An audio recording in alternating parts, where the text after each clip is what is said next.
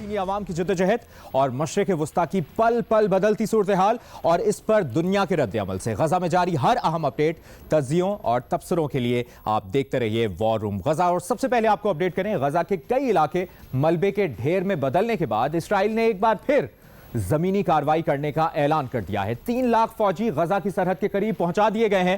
غزہ پر اسرائیل کی فضا، زمین اور بحری جہازوں سے بارود کی برسات 5ویں روز بھی جاری ہے۔ القسام بریگیڈ کے سربراہ کے گھر پر حملہ کیا گیا ہے، جس سے سپریم کمانڈر محمد عزیف کے والد، بھائی، بھتیجے اور پوتی شہید ہو گئے ہیں۔ غزہ پر رات بھر کے اسرائیلی حملوں میں کم از کم 30 فلسطینی شہید ہوئے۔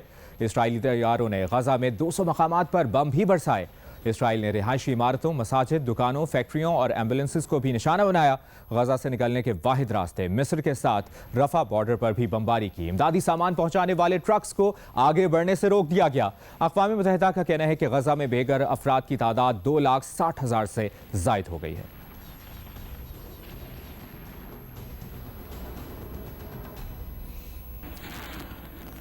اور ناظرین، مغربی اور بھارتی میڈیا میں چن چن کر ایسے اسرائیلیوں کے انٹرویو دکھائے جا رہے ہیں جو حماس کے حملوں سے متاثر ہوئے، لیکن چونکہ غزہ پٹی اس وقت مکمل طور پر اسرائیل کے غیر قانونی محاصرے میں ہے، اس لیے وہاں اسرائیل کے وحشیانہ حملوں کے متاثرین تک کسی کی رسائی نہیں ہے۔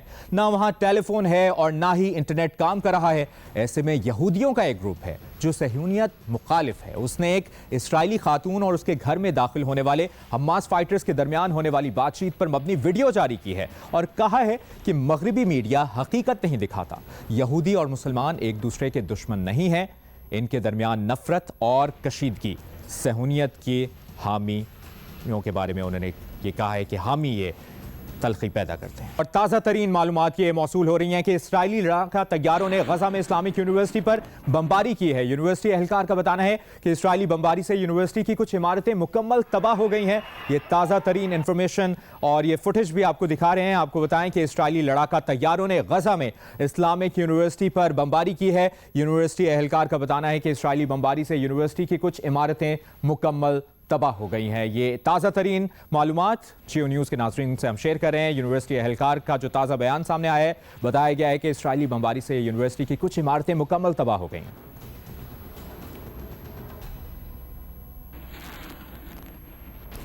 ناظرین، بین الاقوامی قانون میں آباد کاری کی اجازت نہیں ہے، لیکن اب تک لاکھوں کی تعداد میں یہودی آباد کار فلسطینیوں کی زمینوں اور گھروں پر قبضہ کر چکے ہیں۔ 1993 میں پہلے انقادہ کے اختتام پر مشرقی بیت المقدس سمیت مغربی کنارے کے فلسطینی علاقے میں 1,10,000 آباد کار رہتے تھے۔ آج وہ تعداد بڑھ کر 7 لاکھ ہو گئی ہے۔ آئیے اس قبضے کی تاریخ اور فلسطین اسرائیل تنازع کے پس منظر پر ایک نظر ڈالتے ہیں۔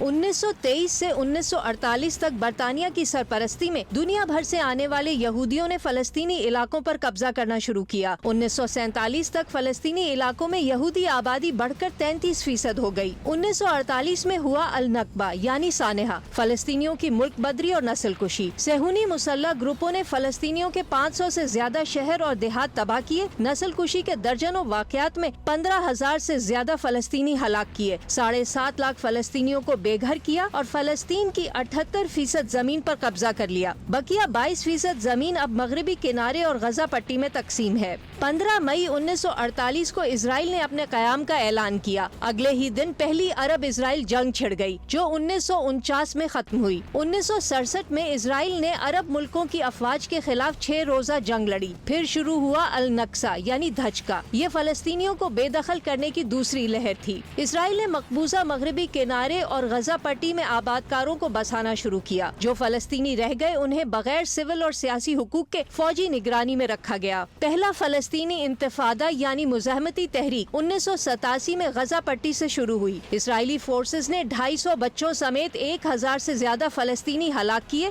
اور 1.25 لاکھ فلسطینیوں کو گرفتار کیا۔ اسی کے نتیجے میں حماس تحریک بنی جو اخوان المسلمون کی ایک شاخ تھی۔ پہلا انتفاضہ 1993 میں اوسلو معاہدے اور فلسطینی अथॉरिटी की तश्कील के साथ खत्म हुआ। दूसरा इंतफादा सन 2000 में उस वक्त शुरू हुआ जब Israeli opposition leader aerial Charon ने मस्जिद अक्सा के अहाते का इश्तियाल अंगेज दौरा किया। बड़े पैमाने पर मुसल्ला बगावत शुरू हुई तो इसराइल ने फलस्तीनी अथॉरिटी के जेर इंतजाम इलाकों पर दोबारा कब्जा कर लिया। सन 2004 में PLO के रहनुमा यासिर अराफात के इंतकाल के 1 साल बाद जाकर दूसरा इंतफादा खत्म हुआ। 2005 में फलस्तीनियों ने पहली बार आम इंतखाबात में वोट डाले। हमास ने अक्सरियत हासिल की। 2007 में इसराइल ने हमास पर दहशतगर्दी का इल्जाम लगाते हुए गजा पट्टी की जमीनी, फजाई और बहरी नाकाबंदी कर दी। इसराइल अब तक गजा पट्टी पर 2008, 2012, 2014 और 2021 में 4 तवील फौजी हमले कर चुका है, जिनमें हजारों फलस्तीनी मारे गए हैं। 2008 के हमले में तो इसराइल ने फास्फोरस गैस जैसे ममनुआ हथियारों का इस्तेमाल भी किया था।